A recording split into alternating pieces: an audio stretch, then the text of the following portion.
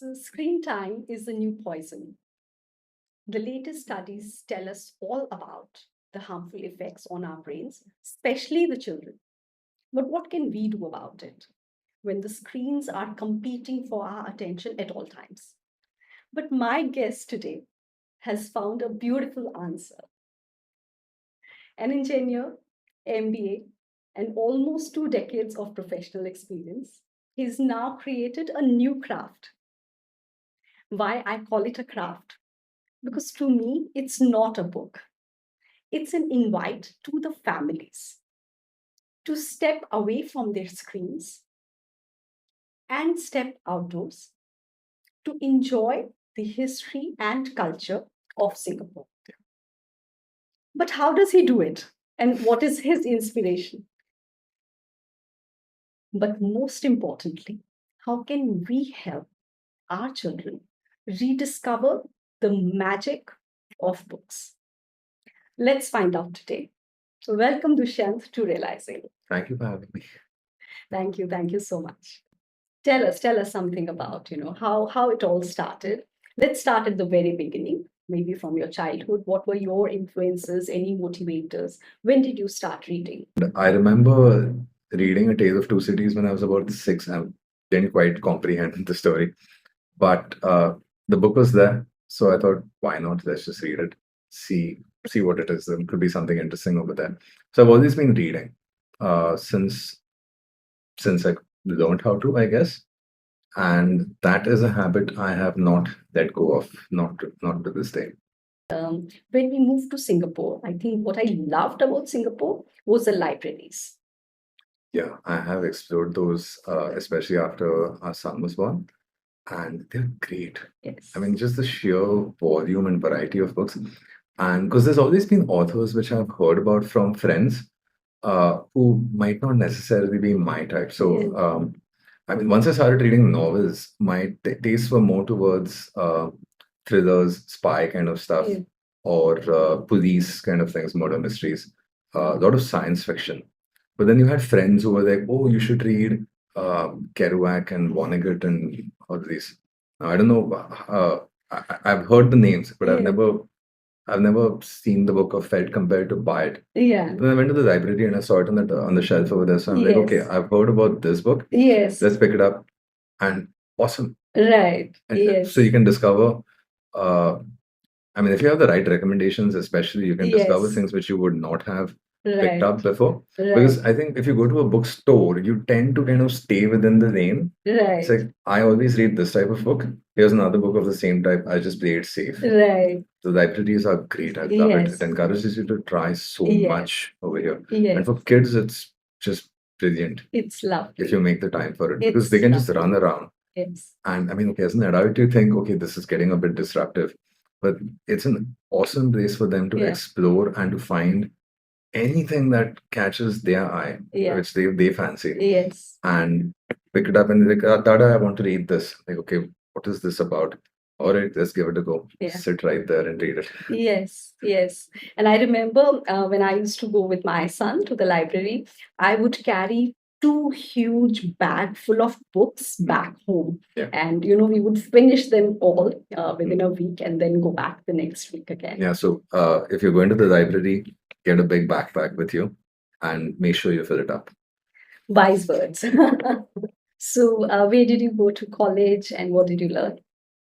Uh, so, um, so I remember by the time school was done, I had a computer at home, quite young actually. I think I got my first computer in around 1995, and I was fascinated by it. And I remember when the internet first came to India, you could get like a student connection for that. Yes. So that opened up access to a lot more things, even though it was very slow, very plain. Um, so by the time college came around, I knew that I wanted to do something in computers. So I was always on that science stream. Mm. So yeah, junior college 2 years, and then when I got to engineering again, I got into computer science. But yeah, I don't know. Somehow it didn't work out. So I remember in my college years, I used to actually build computers to make some extra money. Like if friends needed one, Right. I can still build a computer if you give me all the parts in about 90 minutes. from scratch. Um, so I was certain I want to get into computers because that was what appealed to me. I used to also play a lot of games, which is okay, I'm not going to recommend that habit. But yeah, engineering somehow didn't work out as planned or as expected. I had some health problems and things like that. So by the time I was done, I was mostly ineligible for what all my friends, all my classmates were doing, which is basically joining software companies. And those doors were more or less closed for me. And there was this one company which came by, which was an English editing services company. And my language skills had always been good. I had always, I suppose, developed them. Uh, I think I remember when I was this was back in school, must have been around 1995 or so. I had done well in the school exams. So when you had the open day, I must have got maybe third rank in the class or something like that. So my mom said, "Oh, hey, there's a book fair going on. You can get one book over there." So I went over there and I found this giant, uh, complete illustrated edition of Sherlock Holmes, or the long form stories or the short stories Yeah. with the illustrations by Yeah. the original artist. And I was like, I want this one. It's like I remember it's like 1,050 odd pages, really small font, two column text. There's a lot Yes. of text I in think I that know the book. book. Yeah, there's a lot Yes. of text in that book. Yes. And I started reading that and I was hooked. Uh, Admittedly, it had some phrases in French or Latin sometimes, Yes. and this was like the Yes. pre-internet days. Yes. So there were a few bits which I could not follow, Right. but most of the rest of it, 99% of the book was just fine. Violent, granted, sometimes because of it's Sherlock Holmes. It's not a walk in the park. Yeah.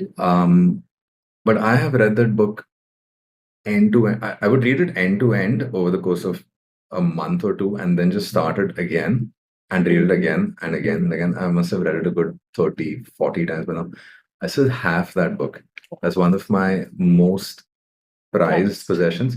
It's not in great shape any longer. Like some of the pages have come out and so on. Yeah. And it has, it shows its age. It's yellowed by now.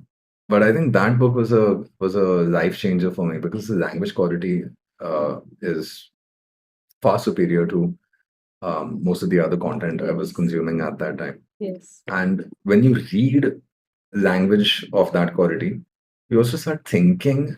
Your your thoughts sort of become slightly upgraded. The language you're using in your own head Right. is better, and then the language you're using when you're speaking to people is better. So I think my classmates in college might have thought that I'm a bit posh or show-offy. I got called posh recently by some British friends, no less, which was, I'm like, come on, man, you guys invented the language, you can have that. Yeah.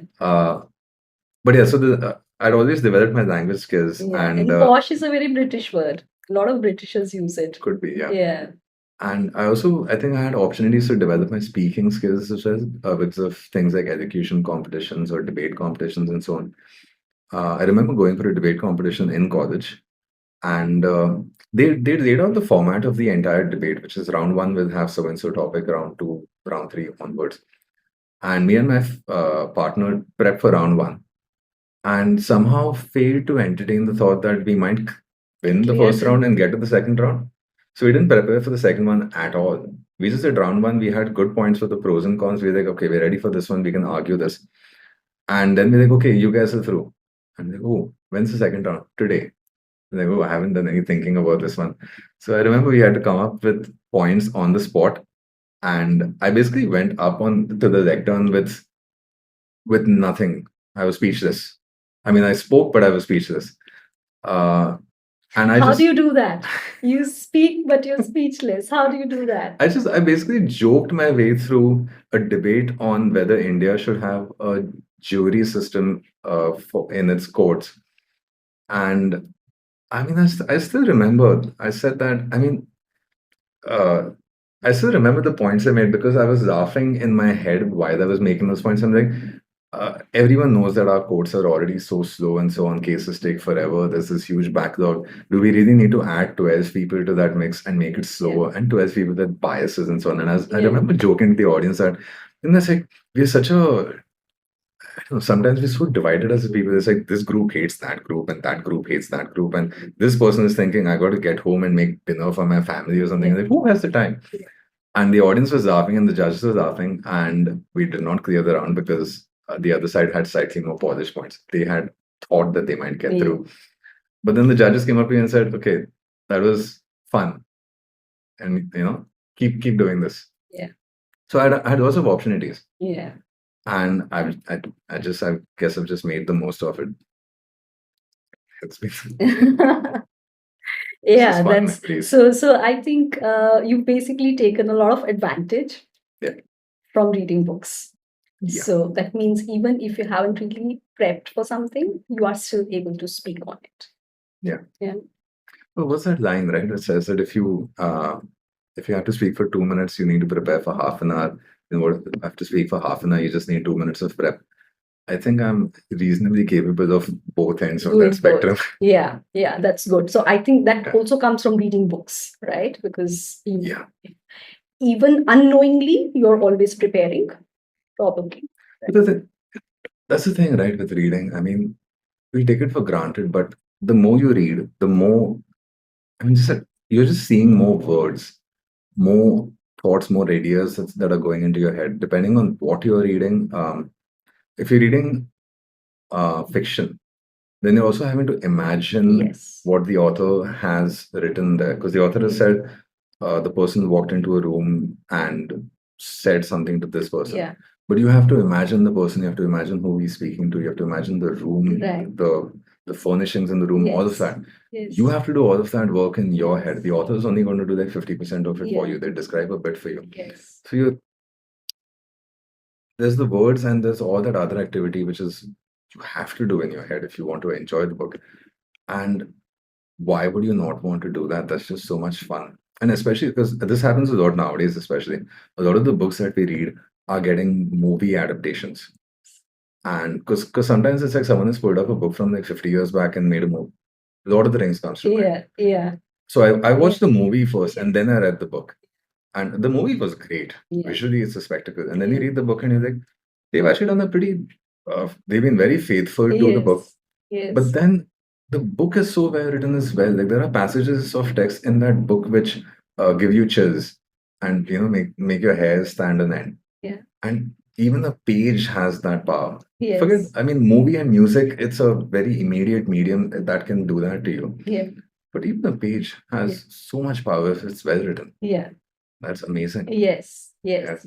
I was imagining the movies that I've seen, and when I've read the book earlier, I just don't seem to enjoy the movie at all because I've already imagined it in my head, and it's wonderful. It's just so nice. And when I see the same thing on the screen, I'm like, this doesn't match up to the book because it's somebody else's imagination. So probably the way they've described the room, it's not my room.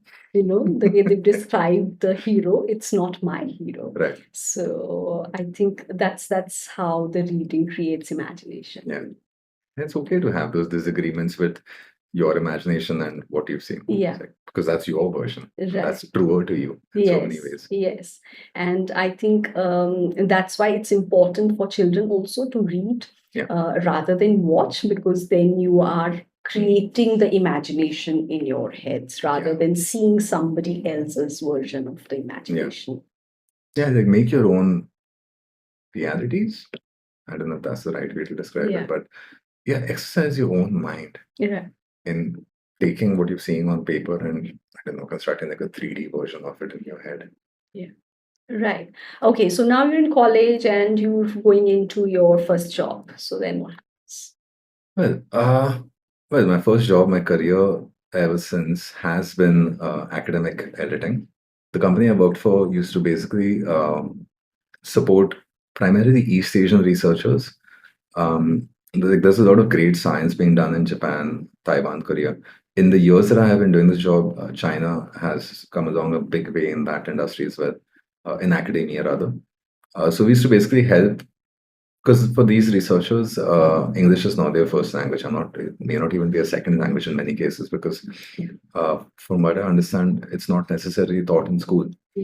But if you want to get published in the West, which is where all the major and more well-known journals are, or the ones with a reputation, it's all English. So we were the bridge between the East, the researchers in the East, and the journals in the West. Um, Very structured, very formal sort of language, and spend a lot of time doing that. It also changed how I speak. I because when you're editing, you're using punctuations a lot more carefully. For example, your Yes. commas and semicolons and colons. Yes. And sometimes when I'm speaking, I'm adding those punctuations in my speech. Yes. So I take pauses and so on. And it's tedious to write, even to write messages on my phone, because I write my message and then I'm proofreading it. I'm like, okay, Right. have I made an error? Yes. Punctuations are missing. I can Yes. make this more concise. Yes. I do that. I will take 2 minutes to write a 10-second Yeah. message. Yeah. So, and I can't read newspapers anymore because wherever I go, my mind is picking errors in the text that I see. Same. It is Yes. it's a very difficult way Yeah. to live. Yeah. Like I will Yeah. go in restaurants and I look Yeah. at menus and I'm like, the grammar is wrong. And my wife is like, can't you just order the food? Yeah. Like, no, but look, there's this Yeah. error over there. Yeah. And next time we'll never visit that restaurant, it just gets stuck off the Or I list, want to right? tell them that, hey, you Yeah. need to correct this. Yeah. It's an occupational Yes. hazard. Yes. Yeah. Yes.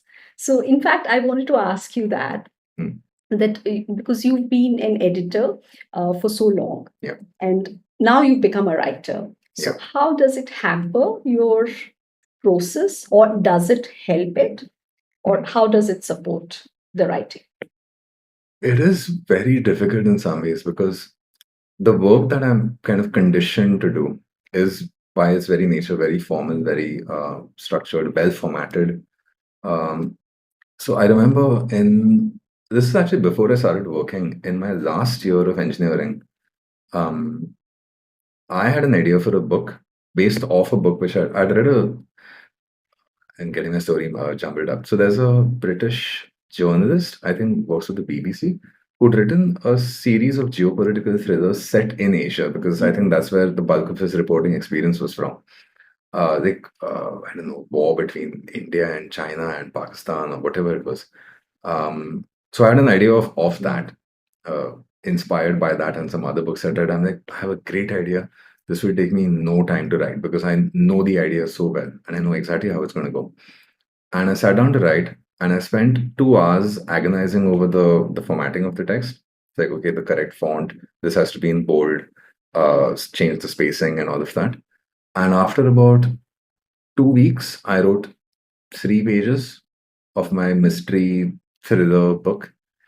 And I thought, I'm going nowhere with this. Like, I was struggling over things like, what should my character name be?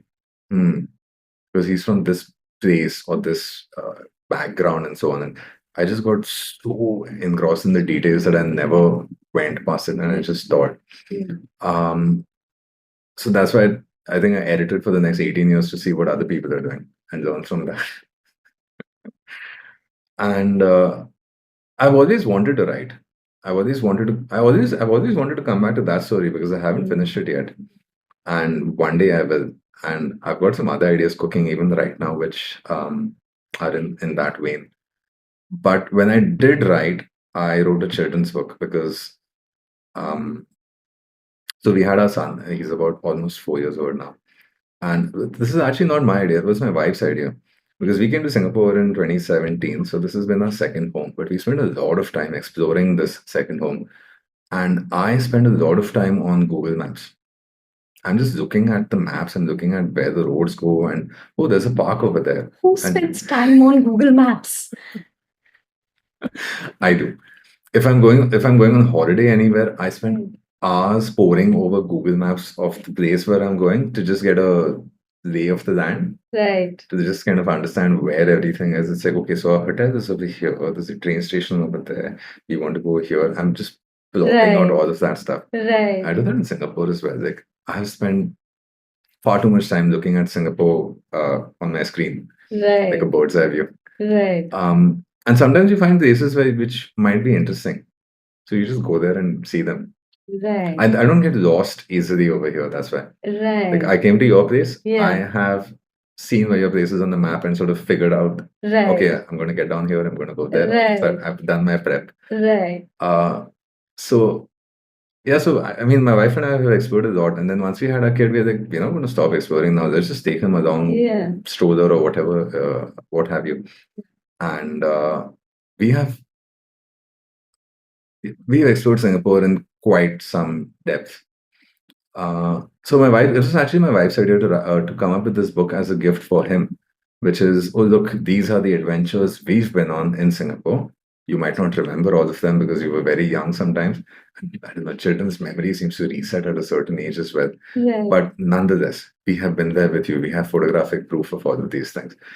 And she does, I mean, when she's not on her day job, she does But you know, urban before sketching. you move forward, Yeah. I must say that the bar of gifting has just been risen much higher for all of us parents.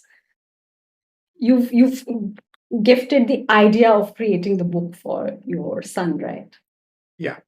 I mean, my wife gave me the idea and I just sort of executed the whole Yeah. thing. But Because she does urban sketching. So she does draws architecture in Singapore. So initially she thought she might illustrate it, but then we went in a different way. And she told me, you write it. And I thought, okay, this should be easy. Picking out destinations, writing a few rhymes and so on. Took me, I thought I'd get done in about 5 days. It took me 2 months to write the whole thing. But it was an enjoyable experience because of I was fascinated to learn so much about Singapore, which I did not know about, because there is so much history and some of it goes back hundreds of years in some cases. And it's also from fascinating periods in the island's history, like the Japanese occupation during the war. And I did not know, for example, that Sentosa was a military base. Who knew? And that it used to also be frequented by pirates. You wouldn't imagine that when you go there today.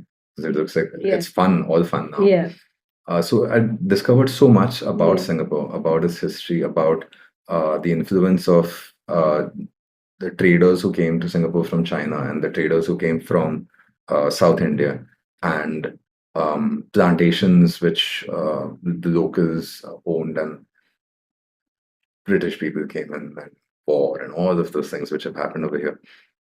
So I learned a lot about Singapore that way, and I'm like, this is so fascinating. It's like I'm not sure whether kids would not get exposure to this necessarily, and I wanted to share that.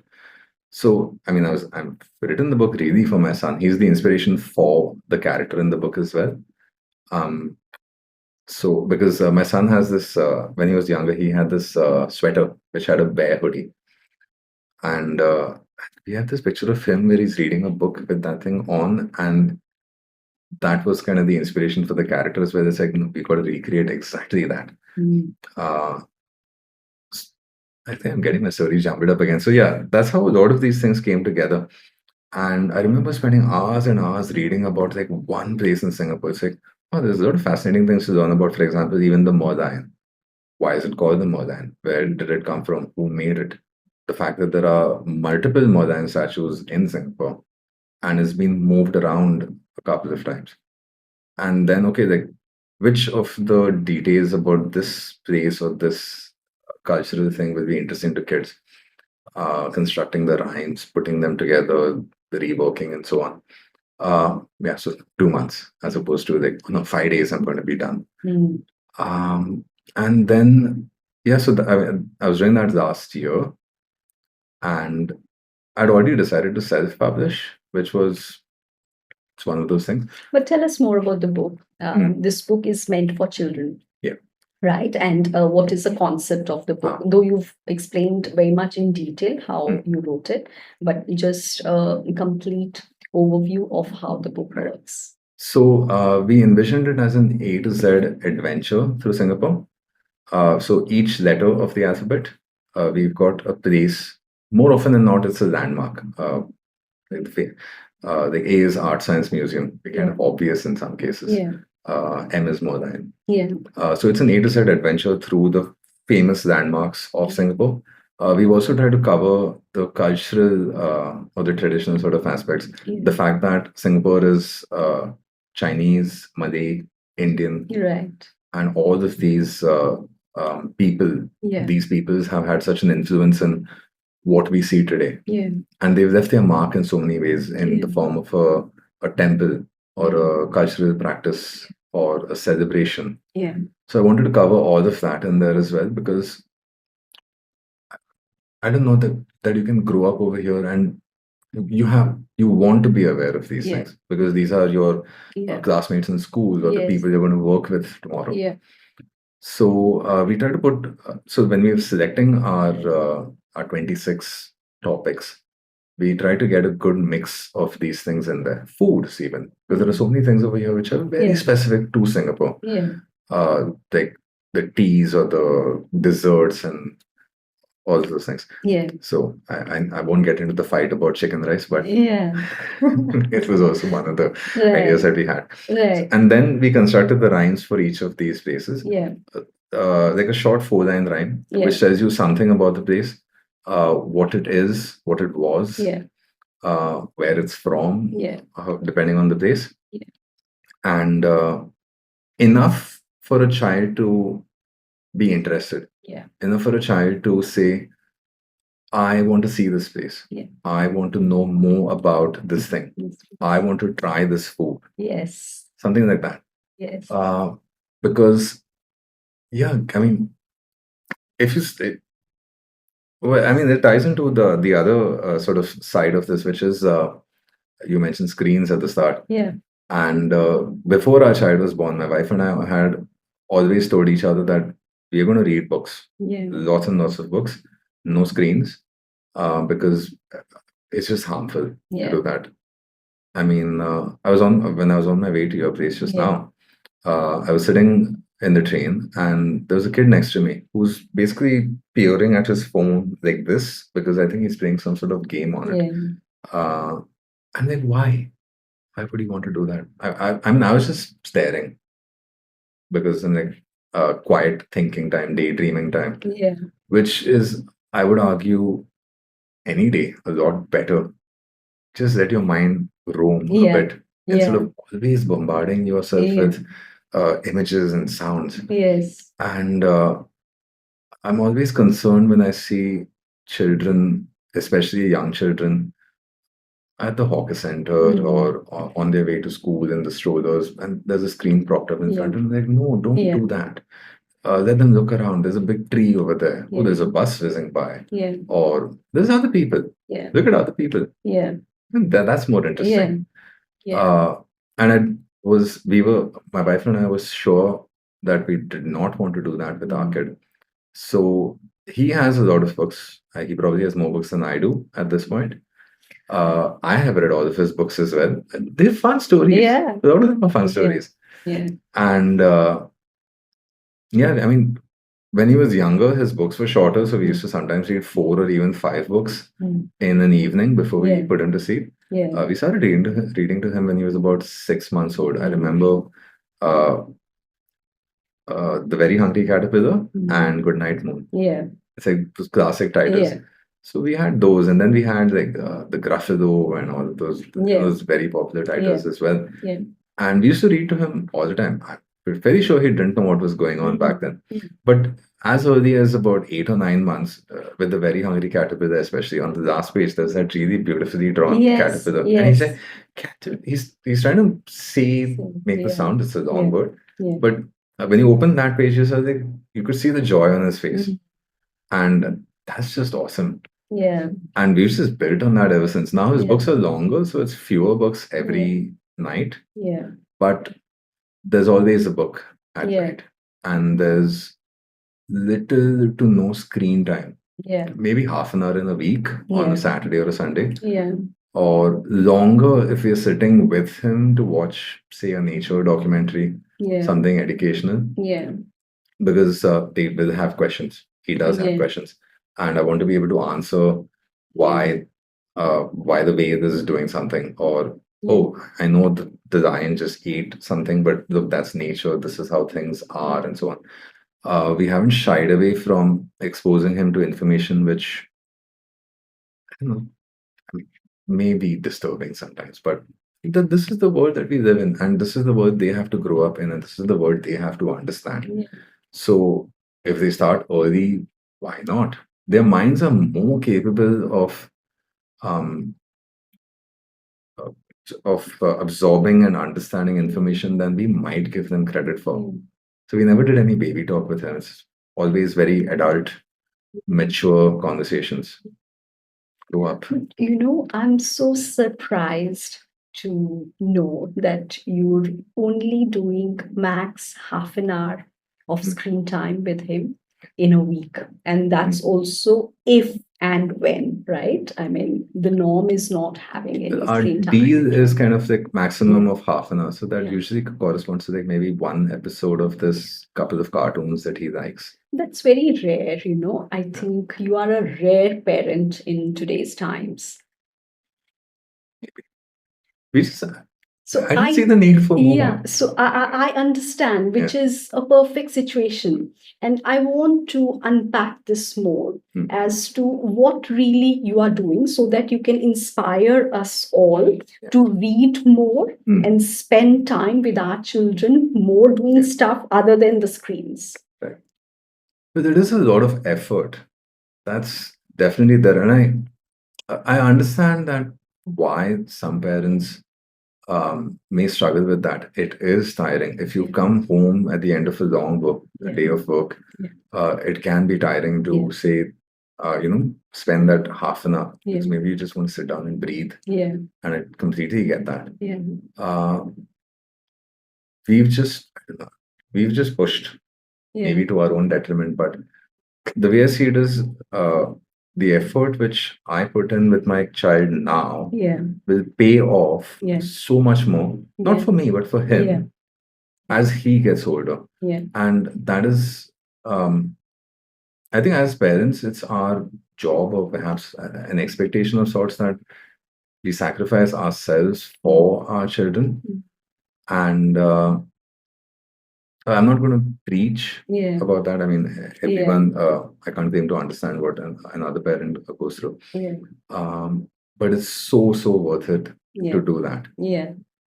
And because our kid started speaking when he was about a year old, he just started babbling one day. And I mean, going beyond the mama, papa type of those initial words. And we've just kept encouraging ever since. So he does speak in a slightly smarty pants way with us sometimes. And we were not ready for it with a child who's just about 4 years old. We're like, this is more like a 10, 12-year-old. If you were a teenager and you said that to me, I would get it. But not yet. Yeah. But I wouldn't see that as a price that you're paying. It's just deal with it. This is gonna happen no matter how or no matter what. Right. Right. Okay.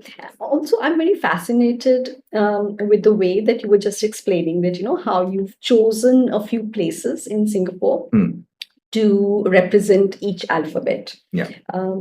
So tell me more about it, that, you know, what went into this research. Okay. And is there something that you discovered new in Singapore, which you didn't know earlier? And maybe it's about Singapore or about your child or about your own self. So I remember I had this big Excel sheet with the letters and like ideas for each of them. And some of the things are very obvious. So writing C for Changi Airport or B for the Botanic Gardens and so on are kind of obvious choices. I actually had two rhymes for each alphabet. When I was thinking of the book initially, I thought when you open the page to the letter A, for example, there's going to be one rhyme and corresponding picture here and another one here. Right. So there is a second book potentially already ready. Right. We, how did I choose a place? We did a bit of Googling as well in some cases to just come up now with I remember you're good with Google Maps. So I'm sure your Google Maps skills came into me. Google Maps and just Google searching for things which are sort of quintessentially Singapore. So like the hawker centers and so on. It's a very thing which is very specific to Singapore, and it's such a huge part of our of the culture over here. So like, how could you not cover that? Right. So we have Edge for hawker center. Right. So we just kind of went through ideas about what stands out, what is unique to Singapore. Right. And sort of constructed the stories that way. We asked friends for ideas as well, like locals and so on, who might have something which we have not thought about because we're simply not aware about it. And then you kind of go home and it's like, okay, let's see what this thing is all about. Right. And like, for example, like certain foods and so on, like I haven't heard of these things before. So, and then like, okay, now that I know about it, let's go try it. Like what? And you're Give me doing a it. name. I hadn't had xiaolong baos before. And then I saw that as like a friend suggested, because X is such a hard thing to come up with an idea And I for. haven't had it yet. What There's you're your talking idea then. about, yeah. It's those dumplings, Right. which have it could meat or veg, depending Yeah. on what you've chosen. Yeah. And I don't know if you've ever, like, because now I've, after learning about it, I went and stood, like, you know, when they're making it at those restaurants and so on, because they roll the small amount of dough and then they stuff it. And I was so amazed to see that they Yeah. weigh each one Right. to make sure that it's like they're all Right. within a certain range, and then Right. they're doing the thing with the pinching Yeah. with the hands and so on, Yeah. rolling it around. Yeah. It's such a Yeah. process to I make did. those things. I just Like call I've them stood with my son dumplings to also. just like say, look, we have this in our book. See Yeah. how they make it. It's such Yes. a it's like there's like a 5-step process with Yeah. tools involved and so Yeah. on. Yeah. And because then when you have it, you're supposed to use chopsticks to poke a hole. Yeah. And there's like the ginger thing you put Yeah. in, Put and then in. you Yeah. have the whole thing, and it's like Yeah. juicy on the inside. It's Yeah. awesome. Yes. Because I mean, like I said, Singapore is my second home, and you don't have this cuisine back home, for example, Yeah. or a certain cultural practice. Yeah. There were no Madays back Yeah. in India Yeah. for me to learn about Hari Raya. Right. We have our own version of it, Yes. but not Yes. this version. Yeah. Or like, you know, if you have tea back home, especially at a street side stall, and you realize that Teh Tarik over here is kind of Similar. Like there's the same process with Yeah. the pouring this way and pouring Yeah. that way and so on. Yeah. And you realize that there is so much shared culture as well. Right. But then there's a lot of things which are uniquely Singaporean also. And we've um there's so many ideas Yeah. which you can put into a book of this nature. Yeah. So I mean, if I remember, the entire sheet had probably 100 different ideas in there. So we actually had to then say which are the ones we want to focus on. Yeah. Like this idea is better than this one. Like Yeah. sometimes you have competition for the same letter. Right. Yeah, so we spent about a week just coming up with those ideas and then actually working out the details of each one. It's like, okay, I'm going to do A for Art Science Museum. Let's Google about Art Science Museum, find out, okay, its shape is a certain way. It's like the flower petals, and what are the things we can focus on about this place, which will be of interest to children. Because you could say, like, okay, Orchard Road, O is for Orchard Road. An adult is interested in the shopping or luxury shopping or what have you. But a child might be interested in the street performers. So we focus on the street performers because a child doesn't care for a handbag. Yeah. But someone is playing music, someone is juggling or doing some trick and so on. That they're going to sit for. So the picture shows that as well. Yeah. So a lot of decision making of that sort to carefully craft a story for children. Correct. But set in our big world. Yeah. Right. Right. So it's a long process. For me, I feel writing a children's book is more difficult than writing a book for adults. Yeah. Is it? What do you feel? Well, you have to be, it was very, like I remember when I was constructing the rhymes as well. I'm not a great poet or anything of that nature. My rhymes are very like, A, B, B type of rhyme schemes. But finding the right words, something that is not too complex, and then when you put them on paper, is the rhythm good? Because it's like you can't have one sentence which is this short and another which is this long, a part of the same rhyme, because it's very jarring to read that. So kind of constructing them very carefully, playing around with the words, changing the sequence of things and so on. It was a very, very, like I sometimes I've written 4 lines and it's taken me a day to do that. Sometimes you went faster. Sometimes you were like, wow, I've done 3 in a day. Awesome. This went better than that last day when I was stuck playing around with this idea, because I have sometimes sat and just played around with one word for just ages, I'm just staring at my screen and I'm trying to make it make sense. Yeah. Because you're writing for, say, a 3-year-old. Yeah. And you need to put so much thought into that. Writing for an adult, by contrast, should be, whenever I get to that stage of my career, Yeah. that should be easy. Right. Right. Right. Okay. So, what do you think? Like, after you've brought this book into practice as a family, I take it that you are going to different places. A for the arts museum and C for Changi. So every weekend you're doing the routes. Well, So out of the 26 ideas that we have in there, my son has been to 24. We as a family have been to 24 of them. right, The only ones we haven't been to are the ones which require a ferry ride from the island to another island. right. But we'll get there I as think well. I know which one you're talking about. Yeah, I won't give out too many Yeah. too many surprises. Those are the only ones we haven't done yet. So, I mean, when we wrote the book, this wasn't a book about adventures we want to have. This was a book about adventures we've already had. It is us as a family. And then the idea is that other families can have those same adventures. Yes. There is so much. I mean, when you look at, again, again, to go back to my Google Maps, when you look at Singapore on the map, it's kind of small. Yeah. And you think that how much could there be in a Yeah. place like this? But there is so much if you just Yes. know where to look. Yes. So hopefully this book is a bit of a Yeah. travel guide, Yes. especially for people for whom this is also a second home. Or who knows, maybe even for locals, maybe you might discover a surprise which you didn't know about before. Yeah. So I think for me, it's not only finding a new thing in a given place. I think when I do it with my family, then it's also creating a stronger bond rather than sitting at home and watching something. If you're just going and doing something again, it just creates a new memory for us. Yeah. And my memories, whatever our family has created, your family is going to create your own version of it. It does. I mean, everyone is going to hopefully go to these places and find something new, do something new, come back with a new, a different experience of the place. Right. Like maybe I went to, I don't know, the beach and I saw something, and maybe you went there and we were, I don't know, where were we? We were at Pasir Ris Park just a few weekends back. We'd gone there with another family, and just out of nowhere, a hornbill went flying by.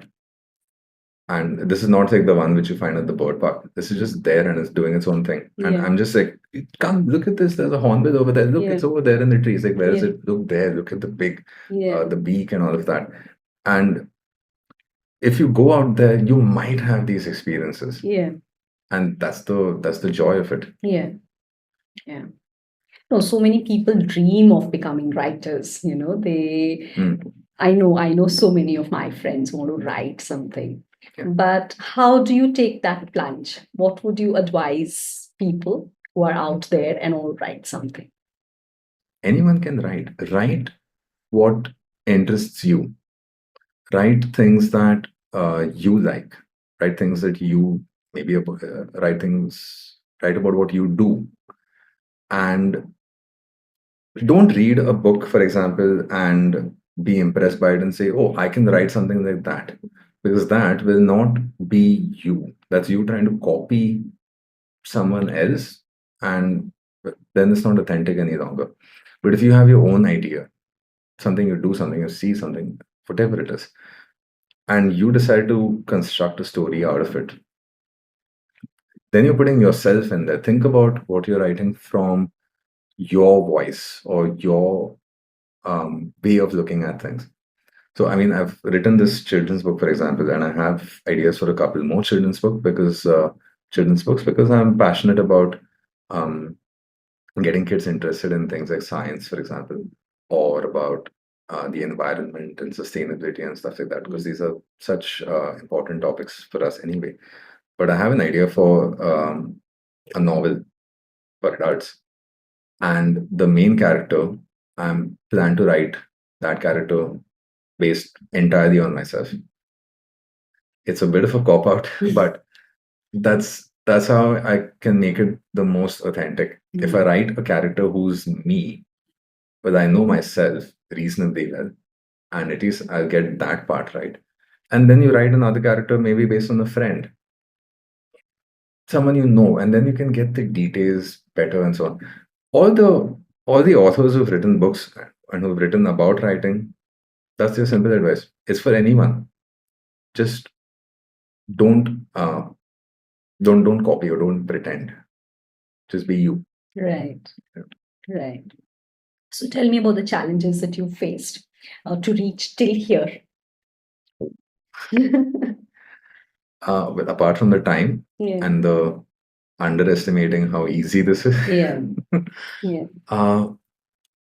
So I mean, after the writing was done, which itself took way longer than I expected, because we were self-publishing, we had to find our own illustrator, and that took a while because you want to find someone whose vision, you need to have a vision of what you're doing with the children's book in terms of how it needs to look and so on, and then find someone who's able to give you that and put their own spin on it. And we were really fortunate to find the illustrator with whom I've done this book. Uh, so we had a very easy back and forth when it came to, oh, I think we can make the scene look this way. And then he came up with his own idea, which I'm like, oh, this one's better. Let's go with your interpretation instead. So we had a really good time that way. And the illustration process also took a good 2 months of back and forth because you go through so many drafts for each page. And you go through some frustrating days as well, where, like, I remember in some cases we abandoned our idea for a given letter because we were just not able to represent it in a way that looked good. We're like, no, this picture, it just doesn't look nice. It just doesn't tell the story we want to. Let's shelve the idea completely. Let's switch to a second idea for this letter instead. And then you're starting from scratch, like 2 days or 3 days of effort. You just said, toss it, delete, Right. restart. And this is my first book, so there's so much to learn because I didn't know about the illustration process really. Then there's a design process to put the whole thing together, lay out text nicely and whatnot. Some of these things I was learning as I kind of went along the way. Printing and publishing is, again, this is whole big thing. Yeah. Finding the right printer, Yeah. cost and all of those things, because you need to figure out all of this stuff beforehand. If you want to be successful after, it's like, okay, I can afford to get it printed over here for so and so rate, but not over there, because if I do that, then how will I ever make any money on the thing somewhere down the line and so on. So a lot of learning, like even today, like I mean, building the website to showcase the book to customers and so on. So much to do. Yeah. And we bootstrapped pretty much the entire thing, and have had little to no support or backing and so on. So it led to some interesting decisions and a lot of sort of self work. Our launch video, I don't know if you've seen it yet. So we made a launch video for the book where it's me and my son going to a lot of the places which we've shown in the book. So we've got the book sort of strategically positioned to show the places or show these activities and so on. So my wife came up with the script, and she's like doing the camera work and the photography and everything. And my son and I are actors in the whole thing. But even then, like in pursuit of sort of getting this book out there as well, we've again spent so much time together as a family. So it's great. He's having a blast. Yeah. He's also being a bit of a difficult what do you call it, a talent to work with. He's like, I don't want to do any more photographs. Are we done? Like, no, sorry, we need to make one more video to show so and so place. Yeah. So it's like a lot of fun that way. Yeah. But it is super challenging. Yeah. But it's also worth it. Yeah. It's worth it to finally reach the end. And because this is a story which I actually just wanted to put out. I love books, and I've bought hundreds of books at bookstores. And I used to always, whenever I went to a bookstore, I used to always buy at least one book.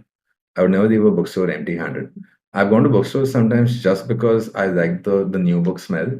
Yeah. You just open it and it's like, I know what whatever you're saying. the binding or the Yes. glue, whatever it is that's in there, that new book smell. It's so, all books have that. Yeah.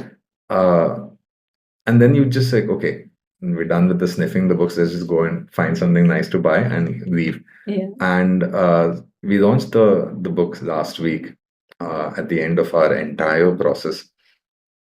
And an order comes in and you're like, hey, there's an order, someone wants to buy the book. And then you're doing the packaging and so on. And I check each copy to make sure there's no printing errors or things of that nature, because I want to make sure people get a nice book. And the new book smell is now my own book. And that is an awesome feeling Wow. to have. Yeah. Yeah. Yeah. I really love that. So every time Yeah. there's an order, every time I'm packing a book, I'm Yeah. like, that's my book over there. It's got my name Yeah. on it. So it's all And worth it in the end. yeah, I can take some pride in that. Yes. Yeah. Yes. Wonderful. Wonderful. So many lessons there, I feel, for the parents to take away from this. Yeah. And hopefully would be writers as well. Yes. Yes. So give me top 3 skills you think are required to be a good writer. There's so many, but just give me 3. Language, imagination, or I don't know, an idea or imagination. Lots of organization, lots of, especially if you're going to do this journey by yourself. If you go through publishers, I'm sure you get a lot of support to take care of various aspects of the process for you. But if you're doing it yourself, which I did, and I've made a lot of mistakes along the way as well. I mean, I could have, for example, the book might have been done earlier if I'd made certain choices, or yeah, well, okay, there were mistakes, lots of mistakes. But I mean, it's a learning process, and I'm hoping, well, I will not make the mistakes the next time around. Yeah. Tell us 2 mistakes later. You finish Okay, this okay, and give okay. us 2 the mistakes mistakes. later. Okay. Yeah, so you need to be very organized and look online for support. And there's a lot of really helpful authors out there. I connected into an authors group on Facebook, and a lot of self-published authors over there. So helpful in guiding you in the choices that you're making. It's like the size of the page. Like, okay, you know what, don't go for this. I mean, I wouldn't have thought of this if someone hadn't told me. So, for example, you get a book which is, say, more rectangular, and you can get something like a portrait view as opposed to a landscape view. Yeah. And someone said, if you have a landscape view book, if it's more like this when you're opening it, if you put it on a bookshelf, it's not going to fit there. It might fall. Right. Don't go for a landscape view. Right. Like, I didn't think about that. Yeah. Would not have thought about that without the experience of someone else who's been there. Right. So just use that Yes. if you're going to do this yourself. Yes. And people are really nice about Yeah. it. Like, hey, what colors should I choose? I mean, people have thoughts on all these things, because there's also authors, illustrators, there's all sorts of people out there. They've done it many times. They've done it. And they're quite, the group which I was on, people were so nice over there. And they helped me make a few correct decisions. Because I'd come there after making some mistakes. I'm like, okay, I've got stuck over here. What do I do? And then someone guides you the right way. If anyone's writing a book and you come to me for help, maybe not. I'm still learning this myself. No, he's very good, guys. He's really good. Yeah. So yeah, like for example, you asked for mistakes.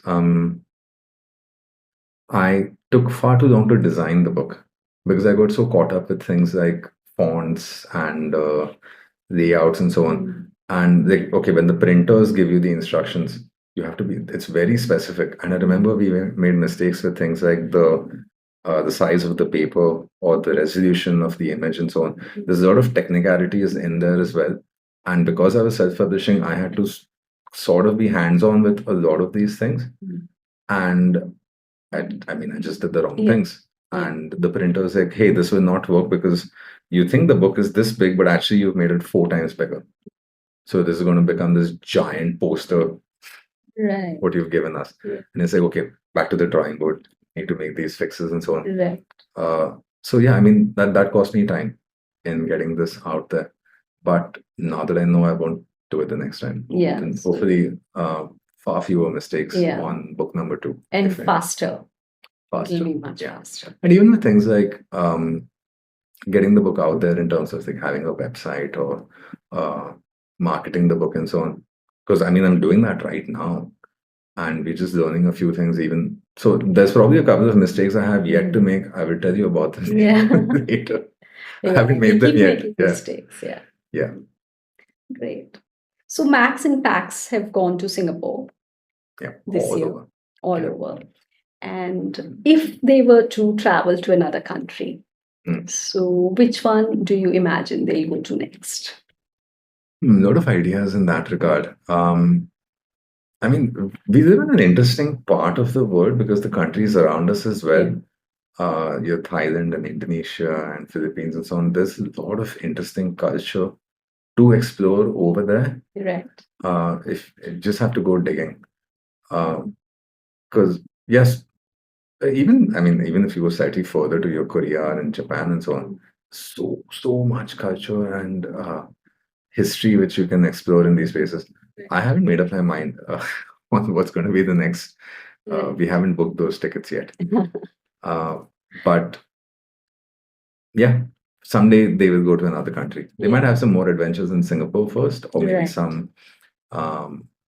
It is the next idea which I have is more of a like an environmental themed one, because I that's something which is dear to me. Right. So I want to share that idea with kids. So, your second book, you think it's again going to be targeted at children, or it's going to be a book for adults as well? Um, well, one book for children, and if I can make time, another book for adults. But that's a completely different direction. So, huge plans there. I can see a lot of books inside. But yeah, it's I don't know. I think when I started writing the first one, something just sort of unlocked. So I just want to run with that and see how far it takes me. Right, right. And more power to you. All the best. And I think you're showing us the way as to how to spend time as families and how to take away our children from the screens. Yeah. So great. Thank you so much. Thank so you. much. Thank you for having me.